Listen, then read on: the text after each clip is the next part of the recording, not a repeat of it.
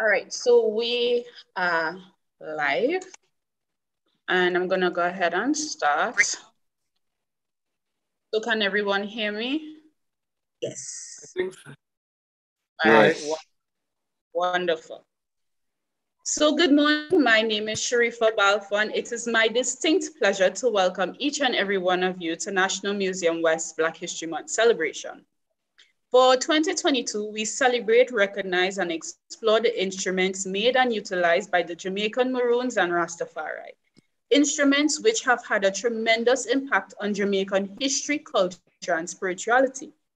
Today, as we beat the drum and sound the alarm and the abeng, we acknowledge and honor all of the Maroon ancestors that fought valiantly for their freedom and whose descendants still to this day fight to protect their rights and honor their heritage, using the Prenton and Gumbe drums along with the abeng. Today, we show appreciation and respect for the many Rastafari brethren who have and still are contributing significantly to the Rastafari movement and music through the use of not only their voices, but through the use of the bass, funde, and repeater drums. These drums have borne witness to the fight for freedom from oppression, the fight for unity and peace, while simultaneously introducing Jamaican music to the world.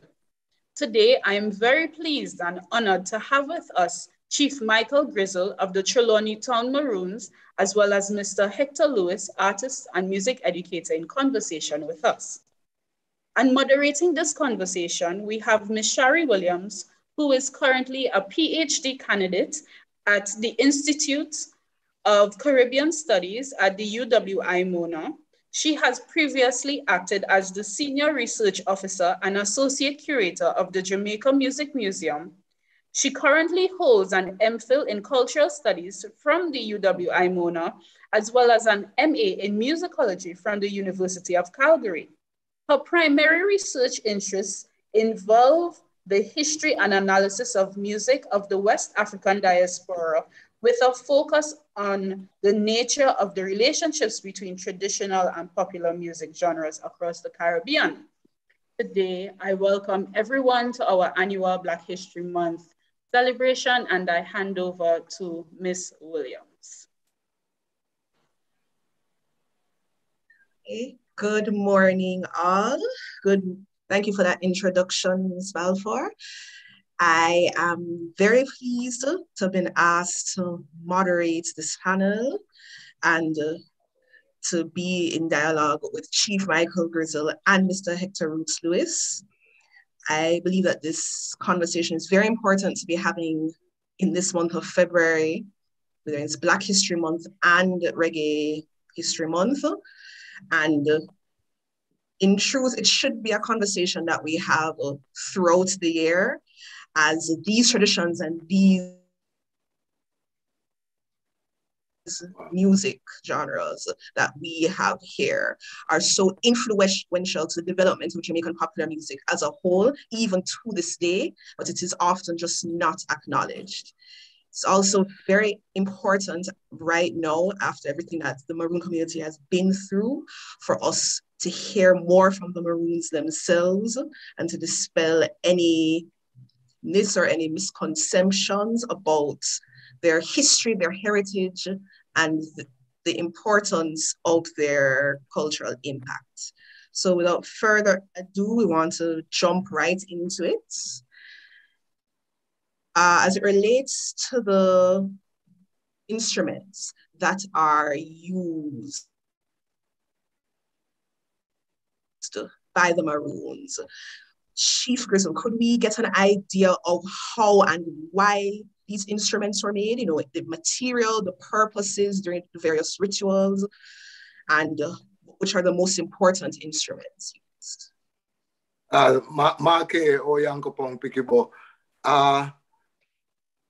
It's a pleasure to be here still, and thank you for having us. These instruments was intricate. I mean, our African heritage.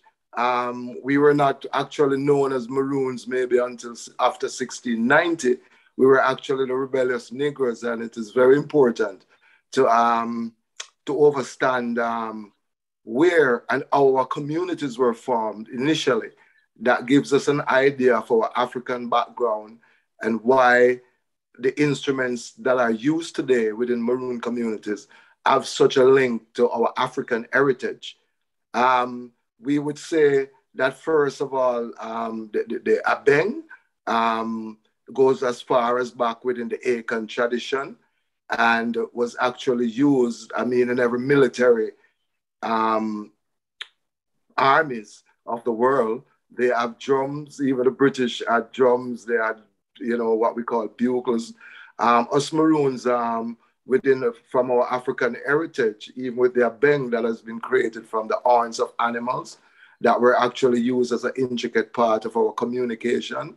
It was said that the abeng was actually our first telephone, that we could send messages all the way from the Leeward Maroons to the Windward Maroons, the Leeward Maroons in the west to the Windward Maroons in the east.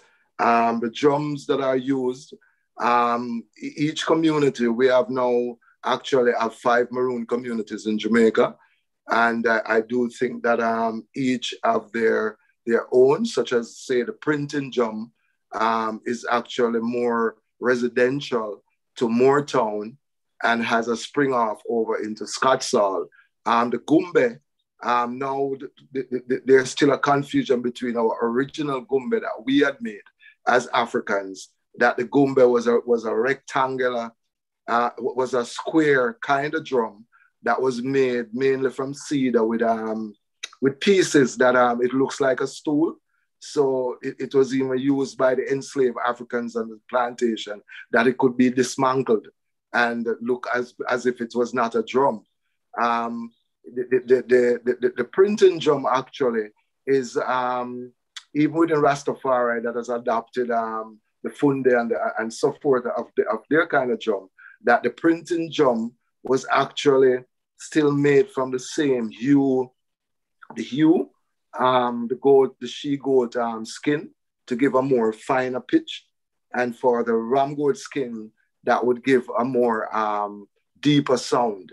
The printing drum also is a spin-off from the gumbe, only that the printing drum is round and uses, we use pegs to tighten the material that was drawn over for the effecting of the sound. These drums actually were used as a form of communication within villages. And actually, so is the abeng, but we are seeing that of late, that is only being used mostly in celebrations and not actually the way we used to use them before ancestrally. That the abeng could send a warning each time the abeng blew. The next tone or the next message could be passed on, whether the British or it was a time for war, or we needed a doctor, and so forth. But now I think, based on some of the degeneration of our culture, that these traditions is actually being lost. That now in many Maroon towns, the oral history that has been passed down has actually been lost. But we have actually just using these instruments today as a form of celebrations, and not as a form of the way our ancestors used to communicate with them. Okay, before you go any further, my apologies, I forgot to introduce you properly. Chief Grizzle is a chief of the Trelawney Town Maroons. He was instilled on March 1st, 2016 by representatives of the government of Sierra Leone. Chief Grizzle has been involved in community development to include Flagstaff Visitor Center with USAID, Indigenous Knowledge Preservation with IUCN, and FIMI Jamaica, continuing education with UTEC. Chief Grizzle was given the Ubuntu Essence of Humanity citation in 2015. So apologies for not doing that earlier. It's okay. And continue. I have a question for Hector Lewis, but before I do that, I will also introduce you properly. Hector Roots Lewis is a Jamaican reggae artist whose profound love for music began during his early days in his hometown parish of St. Catherine, Jamaica. His mother, the legendary reggae songbird Barbara Jones, continues to have a major influence on his approach to music and the performing arts, honing his talent that boasts an eclectic blend of classic influences and modern sounds. Hector's artistry is inspired by organic productions deeply rooted within various types of global indigenous music, which he honors in all performance forms. At the very nucleus of his unique musicality is Rastafari culture, bridging the sacred connection between the past and present and the celebration of the human and spiritual experience. A self-professed student of music who holds a degree in music education and performance, Lewis is a firm believer in music's ability to heal, connect, evolve, and create transcendental experiences. Hector is currently signed to Soul Circle Music. As a triple threat artist, a vocalist, percussionist, and dancer, his multifaceted capabilities span several genres, including Latin, African, compa, pop, bouillon, R&B, calypso, and dancehall. Hector has a distinctive ability to fuse these genres based on his vocal genius and is always looking for ways to create a new vibe with this musical passion. His credits include collaborating with notable artists such as Jesse Royal, Kez Namdi, Lila Ike, Mortimer, Julian Marley, Beres Hammond, Chronix, and Popcorn. And he's poised to blaze a musical trail in his own right among a new generation of reggae artists. With a legacy as diverse as his sound, his lyrical content revolves around revolution, righteousness, and resilience for the people to document a journey that defines Hector Roots Lewis as a beloved, well-respected musician within and beyond the reggae community. Okay, with that in mind, and with what Chief Grizzle has been saying, I think I wanted to know about perhaps the equivalent in Rastafari music in terms of the instruments that are used, how they're made, the purpose, and if there's any similarities between those things and what Chief Grizzle has said in terms of how his instruments are made and what they were originally used for. Yes, blessed love. Greetings in the name of love. Greetings in the name of Rastafari, Imperial, Majesty, Emperor Haile, Selassie, Rastafari. We give thanks. It's a pleasure to be here, with Chief Michael Grizzle. Listen to you talk. Really, give me a lot of, knowledge and a lot of happiness to know that people like you are still around. And, so it's a great thing. In my experience, having been Rastafari for over a decade now and choosing to tread that light, as a musician, Rastafari is definitely one of the African connections that we have. One of the things I tend to think about when it comes to Maroon and Rastafari is, in a sense, that they are one, because I see where, as a people, we have a Maroon lineage, and it's like the evolution of our freedom song also went into the stage of the Nyabingi, which is the first order of Rastafari, which deals with the emulation of the freedom fighter Queen Muhumusu and what the Nyabingi really stood for in that time of the 1700s, I believe, where it was an anti-colonization movement, and as it would compare to what Nyabingi would have been in the 1920s, it was Queen Muhumusu was a great fighter. She was a skilled drummer who would play for between 4 to 5 hours. So the drumming aspect of it, you would have seen even in those early days. And she was a person who fought for the freedom of Black people and people all over the Caribbean, Black people who had been oppressed. And so that also would have been the future emulation in when we as Jamaicans were going through our own oppressive time in the 1920s, where the drums now would have come in that time to liberate the people through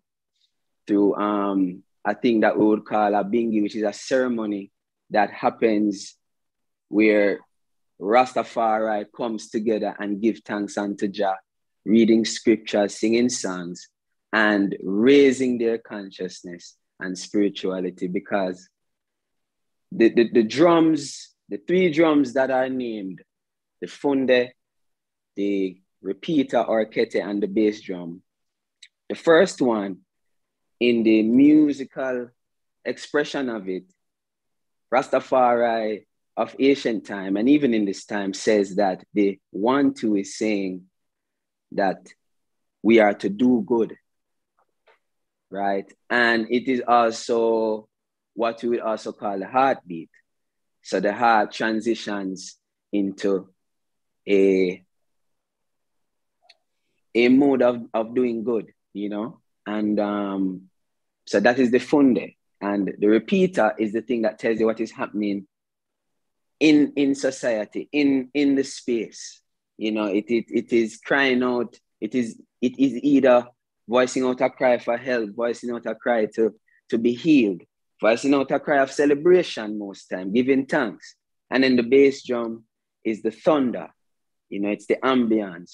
And these three drums are mainly, when played together, it is to remind us who we are and where we're coming from.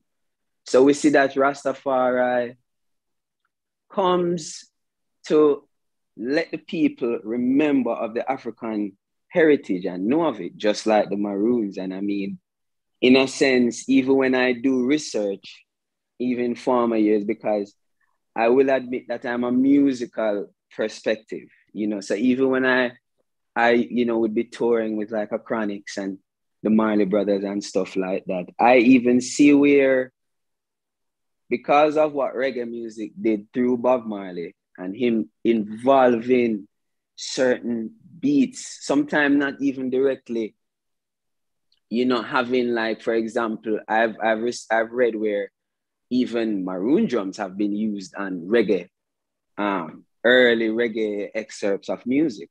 And it adds to the sound. It might not sound like it in what it is as the original thing, but when you add it together with some of the popular songs, it really works. So at the basis of what this panel is about, and Black History Month, I believe that two of the strongest African connections that we have is the Maroon and the Nyabingi. And I feel like the Rastafari is a reflection in some ways of the Maroon culture and even how we speak and even how we carry ourselves, even though there are slight differences in what I've seen.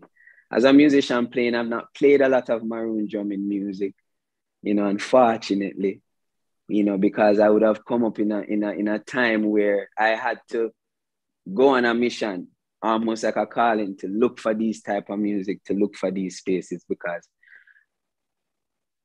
I wouldn't have been privy to my African side in any type of way, whether it was from the original state to the state of the Atlantic slave trade coming into the Caribbean and what it did and splitting us all up. I would not have been privy to that. So through, I would say, reggae music and the consciousness of Rastafari, that those truths became very vivid to me. And so that's where I really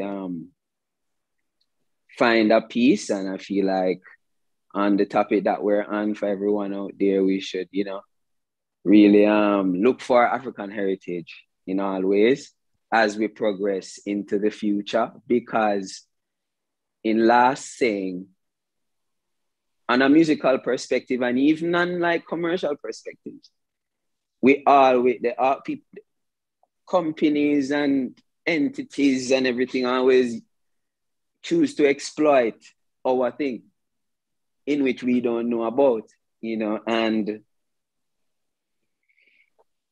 evolution is a real thing, and in the sense of that, the freedom song of the Maroon time coming and then leading up, it never stopped. It came into Rastafarian. So, our freedom song has kind of become something else, but it is beneath the whole thing, the same thing. That's why we have Black History Month, and that's why we continue to have these type of panels. Give thanks. Yes, that was a very thorough response. And we both made some very good points. The fact of the matter is, I think a good amount of what makes our music so distinctive is in fact the musical elements from our African ancestors, particularly what's coming from Rastafari and of course what's coming from the Maroon. Like those are where you would probably get maybe the closest or the purest African essence that you would put in our traditional music and that would get used in our popular music. So I think I want to go back to the instruments in terms of how important they have been to the people who are using them. Of course, as both of you have kind of said, for us, music is not just something that you stand on the sideline and just observe. For us, it is very functional. It's, they use it in rituals for different life stages. As Chief Grizzle was talking about, is a call to war. I just want to get an even better idea of the importance of the instruments for these people who use them and how that's kind of been retained or has changed in the 21st century. So either of you, I don't know if Chief Grizzle would like to go first. You could go first, Father Grizzle. Yeah, man. I just want to say that that bass, we keep saying Maroon Rastafari. I mean, yeah, the word Maroon has become so distinctive, but because we're true Africans, and Rastafari, I think, is the only organization really in Jamaica that highlight a lot of our African heritage. So within the instruments that are used are really African based, you see. So it's not just whether or not Maroons or Rastafari, it's a whether or not that we're Africans first.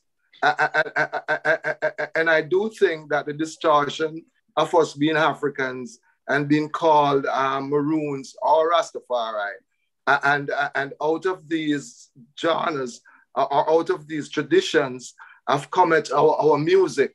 I think, yes, Maroon heritage, we would just say Maroon to give a distinction of the people who actually are the communities. And these communities, out of these communities have come at the rest of Jamaica, such as everyone who says African, because to me, African blood runs very deep. So the instruments that are used, even I think within Nyabingi, that if the colors are turned a certain way and marked on the drums, of the red, green, and gold that is on the drum, it signified a war, like war against black and white oppressors and any oppression, and because we Maroons are actually warriors. I mean, we are not machete wielding warriors anymore, but we're more diplomats and so forth now in fighting for our heritage and our freedom as for the rest of Jamaica. I think one distinct thing that splits our heritage is that with the Treaty of the Maroons, that one part would say that a lot of people know Maroon back in the days of the freedom fighters, until Maroon became known as the person who captured the enslaved and give back. And that is why the legacy of the Trelawney Town Maroons has to be told that after 1795, that only us was involved in the Second Maroon War. And we were transported to Canada and then to Sierra Leone. And in 1841, we came back to how much we love Jamaica. And out of these, part of it, that now we still would blow their bang before the chief speaks. We still would would beat the drums. And the drum, as we are saying, that the printing drum that is used even in Moortown is still a replica of the Rastafari kete or funda drum. The Rastafari has added the thunder drum. That is actually the bass drum, which in the Maroon thing we would use the revival drum, the two-sided, almost a two-sided drum that is beaten with a stick, and that's actually the spiritual mild drum that is still embedded. So all I'm trying to say is that there's a common denominator between us as Rastafari, our Maroons, our Mile, or any traditional things within Jamaica that uses the drum, that there's a common denominator, and that is our African heritage. And I think that, yeah, because the printing drum, for instance, that is mostly used in Moortown, that is made from cedar or mahogany, and is used with a cord. You know, I mean, most of the Maroon drums were not added with metal. You know, like such as some of the Rastafari drums that have metal on it. The Rastafari indigenous village is making drums now with rope to tighten, to do the tightening of the skin over the drum. The Maroon drum, as we would say, that because we were in the mountains, and now because we are actually preserving nature, that we are still now cutting the trees that are more indigenous to make the drums. So now we are actually making some of our printing drums, not just with mahogany or with cedar, but with the prickle olla. That's a tree with a lot of macas on it. And that's the one that we would light a fire coal, not using an electric drill to drill it out, but we would chop it out with an arc, and then we would make fire inside of it and keep cutting it out. So it builds a vibe of not having any modern day equipment to actually build the drum, but building them just as our ancestors did back then. And I think that that now, even with their beng, that we would use the horn of a cow to make their beng.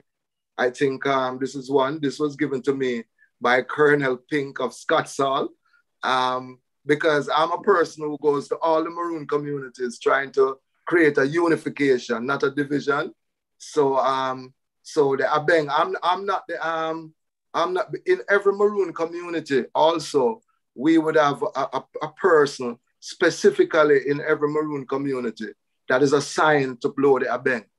The abeng in some communities would be washed with rum before it's been blown. In my community of Trelawney Town, because Trelawney Town was lost in the annals of history. It was not spoken about. It was only the other 4 communities. What I've done is rekindle that geographic location of where the treaty speaks to. The treaty speaks to, in 1739, speaks to Trelawney Town. And this is a fight that we have about creating our sovereignty. And to talk about our sovereignty is that we have to stand on the geographic location of what the treaty speaks to, if that is our basic of having the land. The old discrepancy of Maroon business is very controversial. So what we have done is actually rekindle Trelawney Town, which is now renamed Flagstaff, because the British built barracks on top of the Trelawney Town after 1795 and send away the Trelawney Town Maroons, who were the most rebellious. And if the clause of the treaty that is causing a discrepancy between us and our African brothers and sisters, that we were the ones capturing enslaved Africans and giving back, if they look further into the treaty, it would say that if you subjugate yourself to the rules and laws of Captain Elijah Mokojo, you can remain in the Maroon community. There were also spies coming from the plantations. There's another way of studying about the Maroons, of the Islamic heritage of the Maroons. We have to look at how we came out of the Nile Valley. We have to look how we create ancient Tibet. We have to look how we rule Spain for 800 years until 1492, when Spain was Al-Andalusia. And this is how all in Andalusia, when it becomes Spain, that these same Africans were transported to Jamaica by Spanish colonial government. We lived for 150 years with them. And then they were not the use of we were not called Maroons, we were called Negroes. It was not until after 1690 we started to hear about Nani and Kojo. And then we started saying that, we were the rebellious Negroes until the British began to call us Maroons. So based on that part of us being all Africans and coming out of Africa and doing all of these great things, that we brought these traditional instruments with us. And the difference within the Maroon community, and this is what we're trying to bring back with the children for sustainability of our heritage, is to now start to teach, like my great-grandmother, she used to tell me that the abeng, when it's blown 4 times over a certain length, that it speaks to whether the British coming or if it's blown 3 times in a certain, our people, they knew C, G, E, F, they knew music. They could train their people. And then when the abeng is blown, it could tell, the British is just 50 meters away, or they're coming from their town to our town, or there was a war. But now, as we say today, then we'll have what we call even like the Gumbe drum. Yeah, this Gumbe drum this is a small replica of the original Gumbe drum that is mostly used, I say, in a compound town. Yeah, in Trelawney town that we are rekindling, we're using the Rastafarian drums as the Fundedikete and the Tonja drum to actually show that that Maroons and Rastafari are the keepers of our African heritage within Jamaica. And this actually have pieces that can, these pieces can actually dismantle, and these are used to actually tighten the skin of the drum itself. I do not have an example of the printing drum, but the printing drum, as we say, is more residential to Charlestown and Moortown and Scottsall. And the thing is that what we're seeing is that the thing that I'm trying to build, that the denominator, is that we have to put aside of saying that just looking at the little part, Maroons capture people and give back, and we keep degrading ourselves. Look at the story of the Maroons, of the British coming to Jamaica in 1655 and seeing Africans with their own army, with their own communities. And the first treaty was not signed until we fought a 5-year war that ended in Rio Nuevo. Yeah? And Rio Nuevo, that war, we Africans fight the British there for 5 years. And Yassir went through, and this is how Runaway Bay got its name. That Runaway Bay, Yassir went through and went to Cuba and left the country in the hands of the Africans. We Africans fought the British for 5 years until 1660 was the first treaty with Kwanda Bolas and the British. And Kwanda Sierra's brother went and chopped off his head and said, how can we be saying they should give us land that we already own? This land, and this is why we are so happy to express this within the Black History Month, that the children of Africa can learn that indigenous is not indigenous to Maroon or indigenous to Rastafari. It is indigenous to the Africans. The 95% of the Africans that are on this island are indigenous. They are the owners of the land. And the land should, and the 1991 United Nations clause that said that the land must go back to the indigenous people. The Mining Act of Jamaica is saying that we only own 6 inches of the topsoil. And this is why we Maroons have to take the lead in the cockpit country issue, of whether they're talking about mining because we only own 6 inches of the topsoil. We, as an indigenous people, should be owning the minerals and everything that is in the land.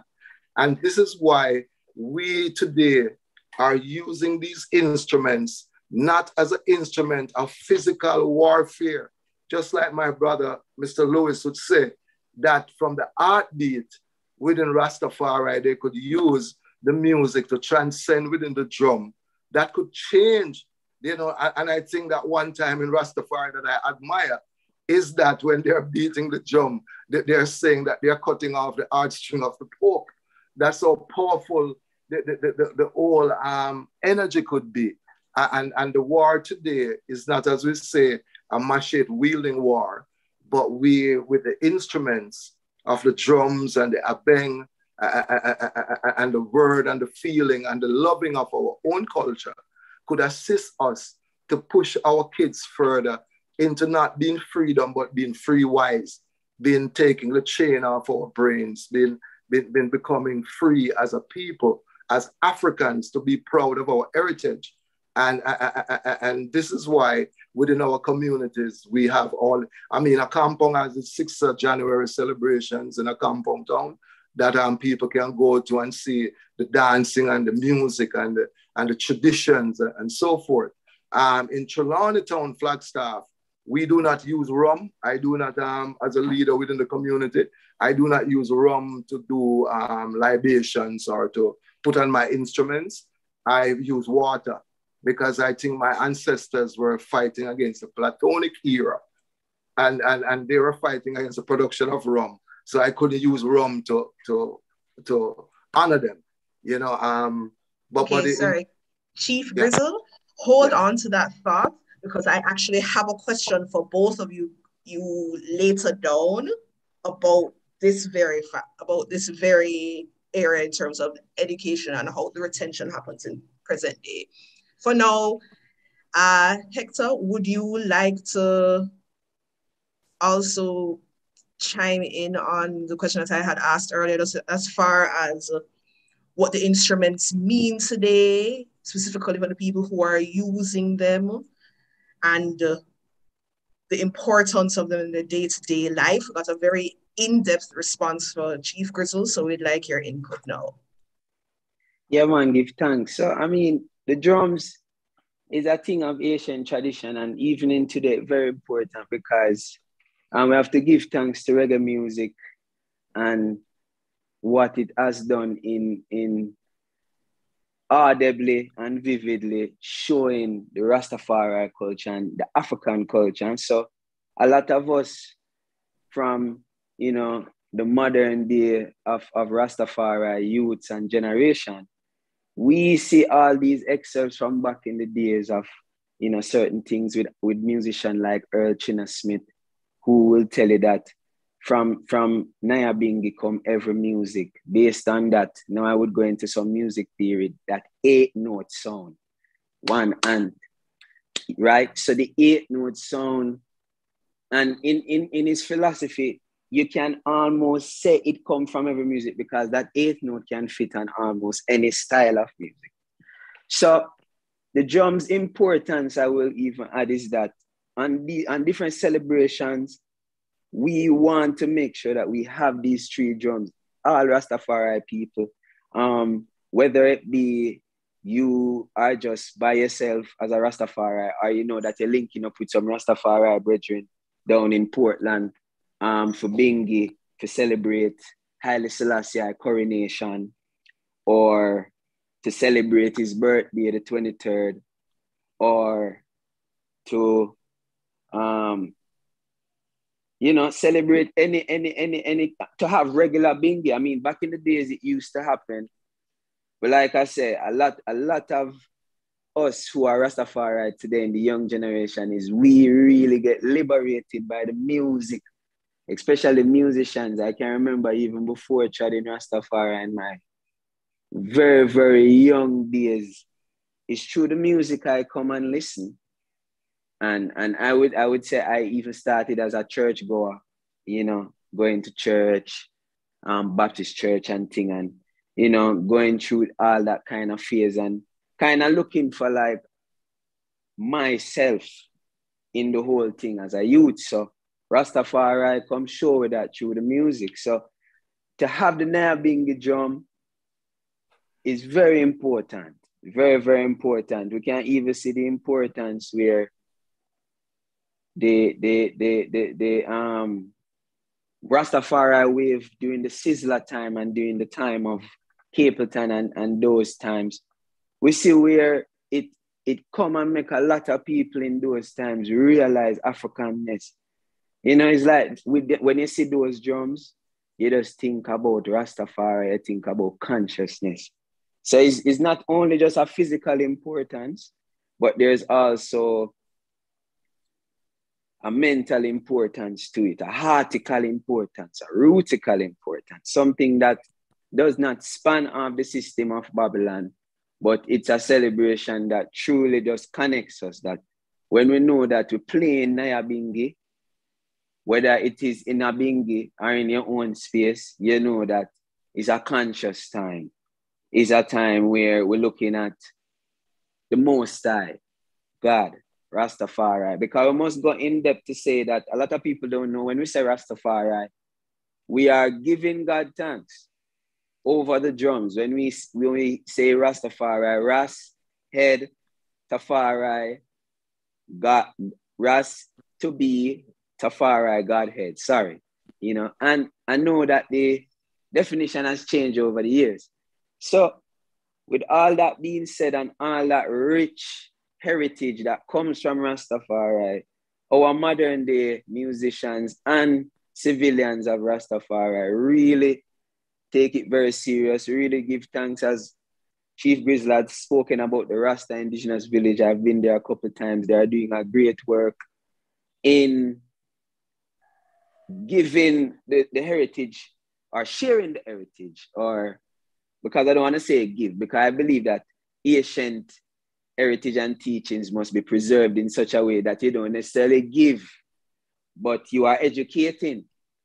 Because if it dies, then without culture, we don't have a sense of self outside of personal self. Why we think this way, why we do these things. So it is very important. I feel like through the popular music styles, it's been very good that from that time to this time, we've continued to involve with people like a Chronics, you know, my brethren, the person I've extensively toured with, will reason with me from time to time to say, yo, we have to always find a way to involve Nyabingi.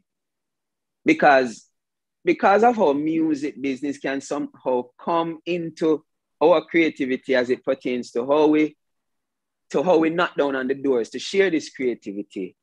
We sometimes get a lot of creativity from other producers around the world that aren't necessarily from the original thing, but we have to find a way to involve the original thing, because we have been trained, a lot of us, whether it is at a school or based on surroundings, whether it is by nurture or by nature, you know?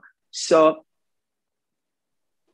it is very important, because through the reggae music, that is how we really get it out. And that is how we really get to pass on the message, leave a message behind, leave a generation. And I feel like, just as we're in conversation, what Rastafari is a truth, you know what I mean? It's not just like a everyday, like, liberty alone. It's a truth that can help you. It is a door that can open up a higher heights for you to go to the highest self. Them say that there's talk of when you're at a Bing, because I have to be honest, I only experience certain bingy. I've never experienced the bingy that starts from 6 to 6 in the morning. But it is said that when you're playing in those hours, you are reaching the pinnacle of your highest self. And when we think about the vibration of the drums, there's a theory I come with where there's water in our body, and because the drum beat, it vibrates that water in our body. And a lot of the times when people hear drumming, whether it is Rastafari or Maroon, they tend to move to it. They tend to move to it because the sound of it and everything invokes that naturality. People don't know, but this is why this is important for us to have these conversations, for us to have very free wise minds like Father Grizzle and, you know, and people who set up the Museum of Jamaica, who set up these things, because then people know why, you know what I mean? And a lot of us don't, you know, because I think we've been trained to find another thing more appealing because it have a look and a feel than the more rootical and heartical thing. So again, I said earlier, the three drums remind us of who we are and where we're coming from. And I feel like without that, you don't have a sense of self. You know what I mean?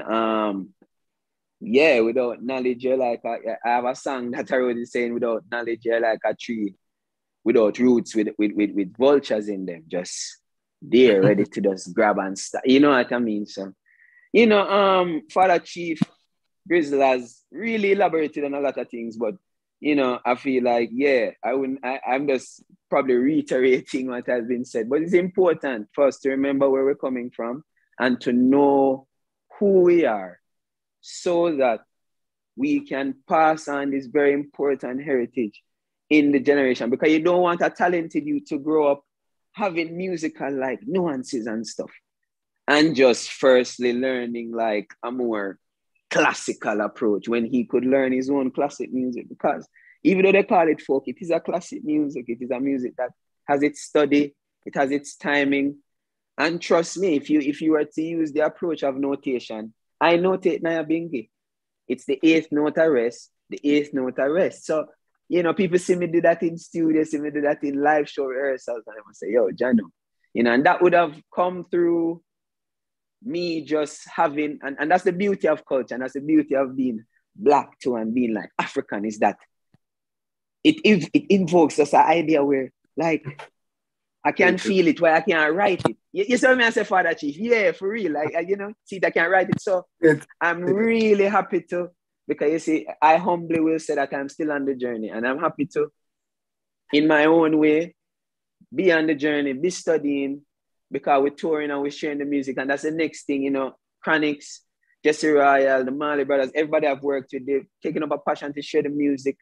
But I will say touring with Chronics, you know, extensively, the way he shares music has caused me to research and have a meaning to why we go out there and do this thing, and let the people see a more very natural side, even though it has become to the heights as what it has become because of popularity and such. But at the root of everything, our conversations always, I can always go to Chronics and bring, yo, look at this Maroon thing with someone like Nabingi when me here the other day, and he will gladly welcome it. So from a younger generation to an older generation, I really, really, really happy that man like Father Grizzle, man like Leonard Howard, man like Ras Flacco, you know, man like Chief Carey, and all the other indigenous people that are still around, that through their traditions have been able to preserve not only the culture, but themselves. And so, you know, because of the time they were growing in and all that kind of thing. So we really give thanks and want to say that, yeah, man, the drum's important. We must also know, say, how they are made too. I think I left that out. Yes, Chief Grizzle said, we use the metallic sides. There's also a saying that the drums used to be taller in the days of like players like Mystic Revelation of Rastafari who came out of the East. The drums used to be taller. And of course, we use the cow skin for the funde sound, because a lot of the times, for example, if you play a kete pattern on a funde sound, you will damage your hands. I think that's a note for everybody to know, right? And the goat skin, or I would say the female skin, or a more lighter skin, is what they'll put on the repeater drum, because when you tighten it, it gives a more refined, higher pitch than if you were to tighten the cow skin. You would still get, probably it would raise, but you'd still get a deeper sound, right? So that is also something about the drums that we should also bear in mind. But just overall, get close to culture, especially if you love music, especially if you love it. It is a part that can open the academical side to things and the intellectual side to things. And lastly saying, our culture, African culture, is very intellectual, and the time, we should take our time to open up ourselves to it when that time comes. If it's through our music, that usually helps better, because, you know, when you listen to conscious artist, you tend to want to be like, what is that word they said? What is this? What is that? And so forth. So, you know what I mean? Very important. Very, very important to stay connected. Yes, sir. Yes, sir. Right. Yes. Hector, you brought up some points that resonate with me. I have a music and dance background, and the priority that's given to the classical, like Western European classical aspects of it, as opposed to what we are doing on the African side of it, you see the discrepancy where one is privileged over the other. So I myself, I'm better at the African style of doing things, but I would get more praise for doing the more classical European, held in, properly notated things. But I thought this is symptomatic of how things are taught here in Jamaica and in the Caribbean, what is privileged, what is focused on, what is in our syllabi. Because as it is, if you want, I feel like we do not get enough of our own African-derived music and dance in schools or in other environments where people can come and easily access very widely, like gets the backing from the government and so on and so forth. And yet here you both are speaking to how the music really helps us with in terms of spreading faith, our identity, functioning as a history capsule in terms of the instruments and the music played. So with all of this in mind, all of this context, how now in the 21st century do we work to have all of this retained within the communities and in wider Jamaica? How is it that more people can have more knowledge of these traditions and not just think, oh, well, this is some old time something that happened, whatever. It doesn't have any bearing on what we are doing now and what we are producing now. Like what steps are being taken, and I suppose I just want to know what could be the way forward in just making sure that we all have a sense of our history and our tradition and our music in this way. Well, I don't know if I should go, but yes, Zelda, got you. May I tell you at all time. But I still think that first and foremost we need to protect our IK, our indigenous knowledge. It is what we actually are doing within Maroon communities in the terms of giving access and what we call benefit sharing, and in preserving our indigenous knowledge. Is that even with Maroon heritage or the knowledge we have for herbs or for playing the drums or the style of how we construct our music should be protected, and in a way that if anyone uses what we have, the benefits should come back to our community, not in just cash or in monies, but the benefits can come back into communities as for helping to do healthcare or helping in schools or building agriculture within our community. And our knowledge that we have is the riches that can be passed down from generations to generations. And I think that what we're doing within Maroon communities, such as you'd have in a compound town where they're teaching the drums to younger kids and the use of their beng. And it's also done in Trelawney Town or done in Scottsall, and in Charlestown. Charlestown is very dynamic also with having young people being involved in the traditional way of how the abeng, the drums are being played or made, and again of their history of or not their history but their story of who they are and how to identify and love who they are. Because I think people who hate themselves, are being taught to hate themselves, is a way of distorting where they're going. And our African heritage is one to teach our African kids of being so proud of, of that we're not slaves. And this is why Maroons are very important. That all come in 1609, when the Spaniards were here and they took a census, they were saying how many enslaved Africans were here, how many white people were here, and how many free Negroes. And up until even today, there were no one who could call the Maroons to chop any sugar cane. We could walk up and down in the town with our rifles, and we were the protector of this island, and they had was to pay us to protect it. So we were not just slaves come to Jamaica. The first enslaved African did not arrive in Jamaica until maybe 1523, directly from Africa. And the enslaved Africans from Al-Andalusia, which was Spain, they could make common cause and they formed these communities. And we want to teach our kids that we were kings and queens. We want to teach them about Mensa Musa. We want to teach them who Queen Nani was, how the Mali and the Shungai dynasty in Africa, how we create the astrolabe and the compass, how we knew celestial navigation. I mean, in 1494 or 1492, all the Europeans in the Mediterranean Sea were saying, oh, if we go out on the optical illusion, which is called the horizon, we'll fall off the earth. We Africans were traveling the Americas centuries long before Columbus. And if they said, oh, it's the Tainos who were here, we would talk about the Caribs, Black people. We could see the effects of us all through. We could see pyramids in Mexico. We could see the flat-nosed, big-lip man them everywhere went,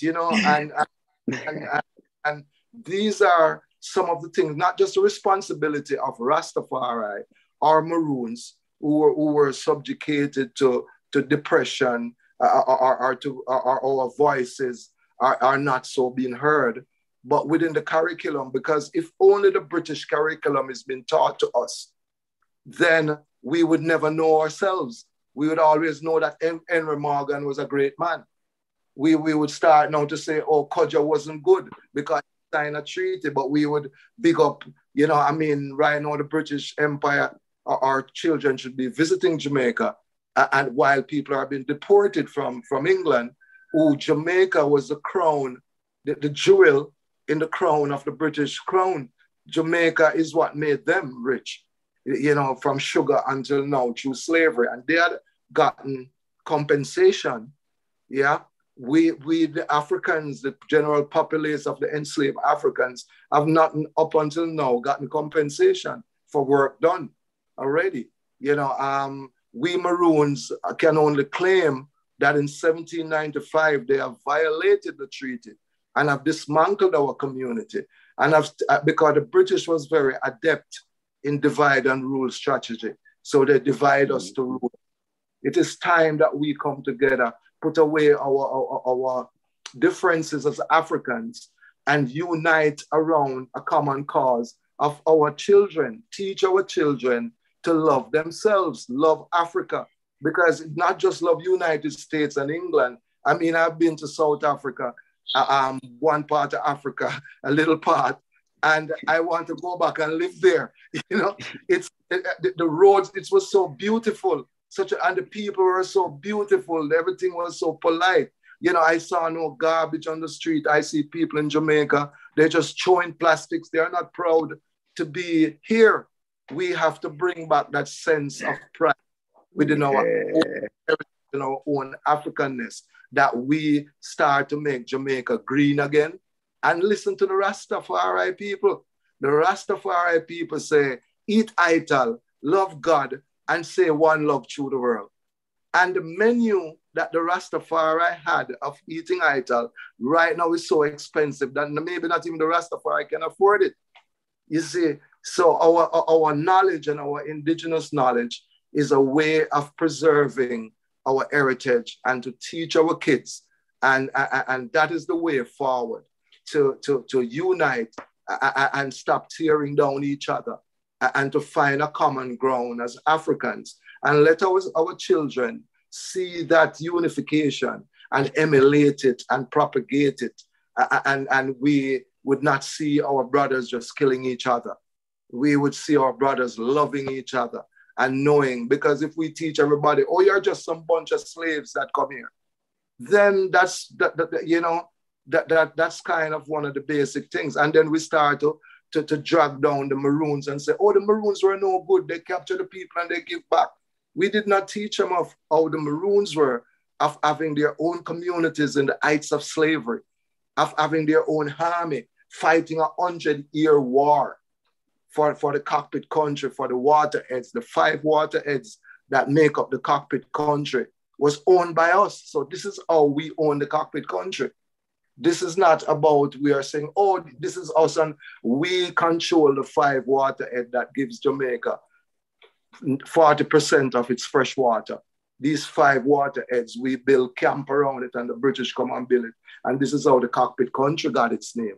Approximately 5,000 mountains that form it, karst limestone mountains that form it. And still we would blow the abeng, and we could stay over here in Sultana Town and blow the abeng, and our brothers over in a compound would hear it. And they would know, oh, Chief Grizzle is maybe having a community meeting, or the drums are being played. And the children, in the celebrations that we have in Sultana Town, all the schools around are always invited. And they participate in song and dance and listen to the heritage and the culture. And I mean, yes, I may speak because I have wearing almost like 2 hats. I'm a Maroon, but I'm also a Rastafarian. Yeah? Yes, I. And I've known about the Islamic heritage also. And in Sultana in 2016, I've really instigated that the Rasta, the Christian, and the Muslim had prayed together. First time anywhere it ever happened. And there was no fight and there was nothing. There was one common ground because we have evolved as a people. You know, as my voice would say that he has been to church and he has found, because out of the church also, you know, that I can see that his foundation is in the holy mountain. God shall love it. The gates. Dwelling places of glorious things are Rastafarian. God. I will make mention of Rahab and to Babylon to them that know me. Behold, Philistia with Tyre, with Ethiopia. This man was born there. And this and that man, they were born in her, and the ice themselves shall found when you write it up the people. That we are Africa.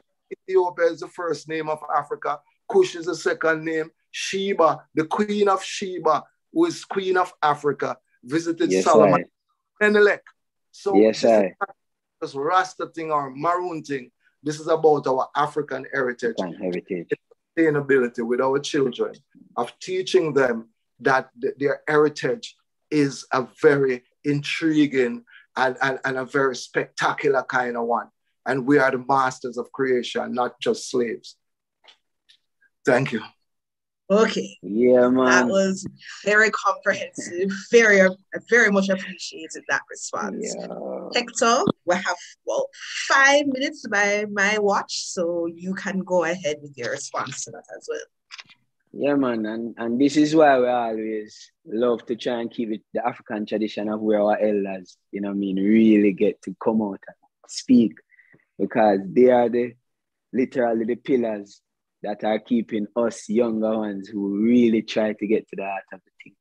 I'd like to use the platform to also say that I feel like our people, you know, Jamaica, you know, and around the world, but Jamaica, I feel like a lot of us, because of what holiday and other kind of form of celebration get us into, we treat a lot of the very celebrated African heritage things like that. So it's a thing where you come now and, yeah, man, it's nice, another day there, and you're hanging on to the Rasta and thing. But I'm saying this to say that what Father Grizzle is doing, and I know other Rastafari elders have been doing over the years, must not go unseen and must not go unheard, in the sense of, you know, some of us who we go to deep, and my thing is, when you attend different ceremonies and thing, and you kind of for a minute, it's like you're in it. I feel like, you know, you give yourself and you give time to a thing where I feel like you, the persons,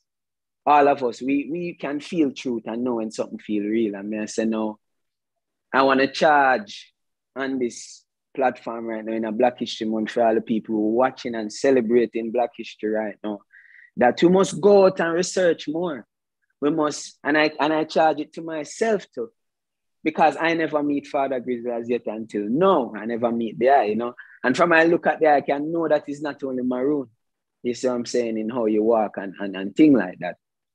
So I would charge, before I add my other ideas that I have, but I would charge each of us to take on the road, be a researcher. Not even to say that you have to take it on as your liberty, but be a researcher, be somebody that is studying, because there is a thing that you can hold on to whenever you feel like you're out of place, when you have to go to foreign lands and study and that kind of thing. Trust me, especially when you're touring too and stuff like that, you know. So research, there's a lot of people. There's also a publication called I Never Knew, you know what I mean, TV, that goes around and interviews. Is a clean youth. I want to explain to say that, you know, the publications, that's one of the ideas, more publications of things. But in order for it to work, I would want to see a publication with a system that is conscious, honest, because sometimes we look at these structures as a business and setting up a business, and it can get very messy. And we don't think of a reality where we can just live good. And sorry about that. We don't think about a reality where we can live good, be honest with each other, live in a very good moral space, and still achieve. And so I feel like if we have publications that are set up in that way, like I Never Knew TV, you know what I mean, that goes around honestly, not knowing if he will get a response from these elders and from these people, not only on the history side, but also on the popular music side. And I commend them and applaud them for what they are doing. And for the other further publications from before, like the Wise Mind and all these other publications and all these other persons who have, I'm sure there's Maroon books, I'm sure there's books on these things.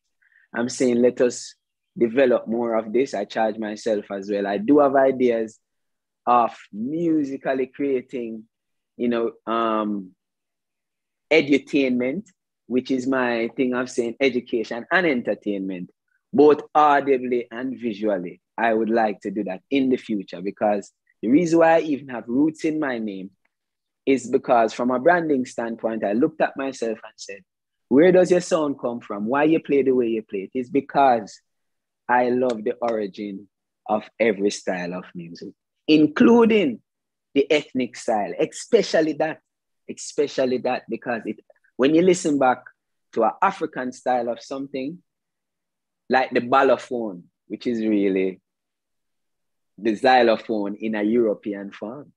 If you was to hear the balafon being played, the tonalities of it is way different, the tuning, the range, you know. So I want to add that more publications, honest and conscious publications, should get together. All of our Black people who are very versed in literature and are very versed in research and have a passion, go out there and do it, you know.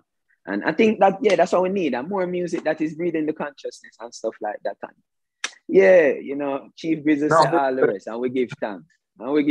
No. Yes, I.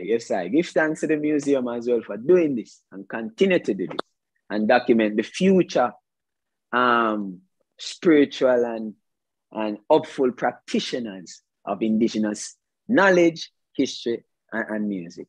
Give thanks, Rastafari. Miss Williams. Yes.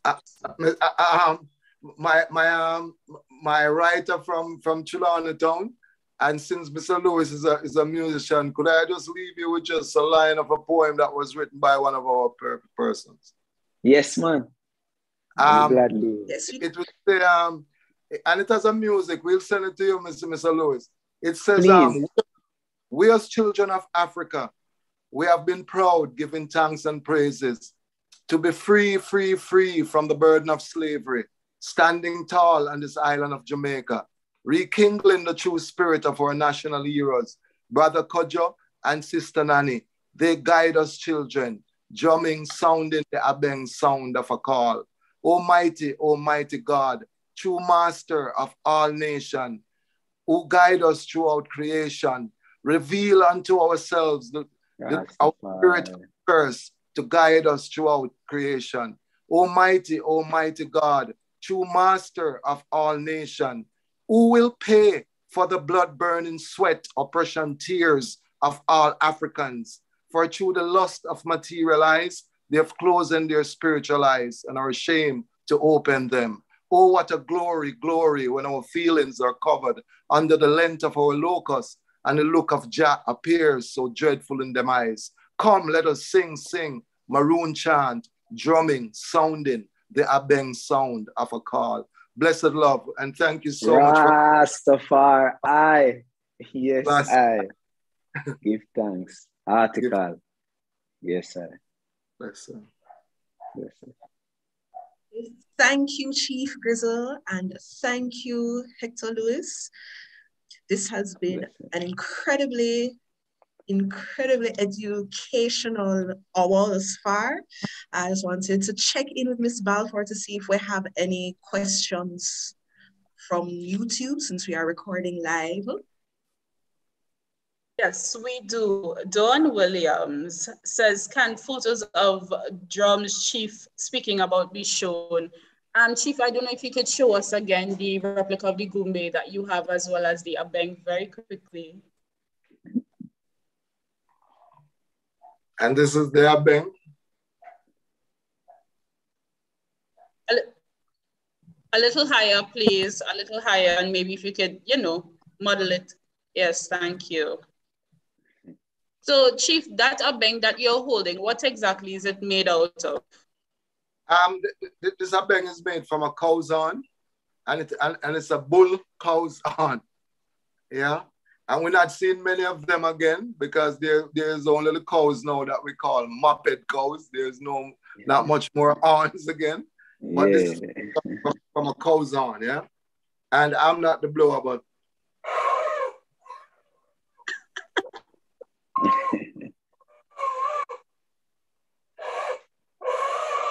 and the Abeng always have to turn up, yeah? It's the calling for the people. Yes, sir. So some more comments. Ayana Gordon said, go and get your culture. Don't be afraid of the vulture, Bob Marley. Dario Morgan has said, informative discourse. Dr. Pultz one says, I love the respect from Ras Hector to Chief Grizzle, a modeling of how we should be together. Dr. Pultz also says, our heritage as Africans is beautifully complex, but it's easier to try and make it only one thing. Thanks to this conversation. Charlene Hendricks says, visceral. Ayana Gordon says, most of what I learned about culture was through JCDC. Strengthen the teachers and it will stay with the child for life. Volunteerism is golden, but it has a shelf life. Train up a child. Dr. Pultz is asking, where are these publications that Hector, if the publications that Hector was talking about are available? Definitely available. One of the ones that I know as it pertains to Rastafari is the I Never Knew TV. And based on the setup and algorithm of YouTube, a lot of those modern day type way getting and old time Rastafari people speaking, they find them still today, still around. You can find other excerpts that were even made later down the line. There's also an excerpt by an album called Rastafari Elders that has a long, over an hour of Nyabingi drumming with breaks of speaking of how we came about from Africa, speaking of Ethiopia being the name of Africa, speaking of Kush, speaking of the lineage of how we came as a people. So you can look for I Never Knew TV on YouTube and the Rastafari Elders cassette. You can also listen to Mystic Revelation of Rastafari. They're very informative as they share the music. So these are the publications. And for Maroons, we should read the book called The Iron Thorn by the late Carey Robinson. And we should be reading They Came Before Columbus Yeah. And the other book by Ivan van Sertima that says Before Columbus. Yes. And you have also Dr. Sultana Afroz From Moors to Marronage. Yeah, which speaks to the Islamic heritage of the Maroons and such like. And yeah, sorry, and I must say, just due to algorithm, I must also add Ras Flacco, who also has his own platform and those things, because it's very wide, it's right out there. So I should just add that you find in those two that I mentioned, you can find other excerpts through that algorithm. It's all out there. Definitely. I mean, Brother Hector, you could add the speeches of His Imperial Majesty. And the Kebra Nagast. Yes. Yes, and the Kebra Nagast, right. I've just read it. I've not read it as yet. I just know that it is the book that teaches us of the land of the Christian kings and queens and how that lineage would have come about from that king all the way down to His Majesty. And so we give thanks for that book as well. Yes. Mann says, quite illuminating to say the least. Good conversation, excellent discourse. Dr. Perk says, article. Monique Gilpin says, we do not see enough of these types of dialogues. Please share the links. Well, I will have to share, if you guys are willing to share the links with me so that persons can have access to the publication. Patricia Parchment has also asked for the names of the publication. So what I'm willing to do is after I've recorded, I will put in the description box under the video all of the names and materials. I'm not sure if I'll be able to link every one of them, but I'll put the names of the books and videos that you guys have mentioned here in the description box so that persons, when you revisit this video, you should be able to find all of that information there. And Monique Gilpin has said, great team, National Museum West. Great job, National Museum West team. Thank you so very much. And before we close, this was, as always, a very fantastic reasoning session. And I give thanks so much to a list of people. So first and foremost, to my curatorial assistant, Ms. Zoe O'Sullivan, who is my main sounding board and my forever help. Thank you to our graphic designer, Mr. Rel Cook, who always furnishes us with all our wonderful videos and flyers and content for our social media pages. Thank you for our education officer at National Museum Jamaica, Ms. Alexis McDavid, who is always graciously helping out. National Museum West here in Montego Bay, thank you. A huge big up and a thank you to Mr. Hector Lewis and Chief Grizzle, who graciously agreed to come on and share their time and their expertise with us and their experiences. Thank you. And for Shari, who I know is deep into her PhD currently, and who graciously also agreed to take time out to facilitate this discourse this morning. Thank you. And also to Mr. Lewis's management team, who took all of my questions, responded to all of my emails, and who shared many phone calls with me. I want to say thank you to Mr. Barnes and to Neil, and to all of the viewers, everyone that has commented, left a comment, asked a question, and all of the other stakeholders that have contributed to today's production. I want to say thank you so much. So please don't forget, if you check back a little later, I will be sure to put all of the information and the books and materials that our speakers have mentioned today in the description, so you guys can have a better understanding and maybe it'll be easier for you guys to find them. So I don't know if anyone has any last words or anything that they want to share with us before we close out. I'm good. Give thanks. Read and read again. Yeah, knowledge is power. Yes.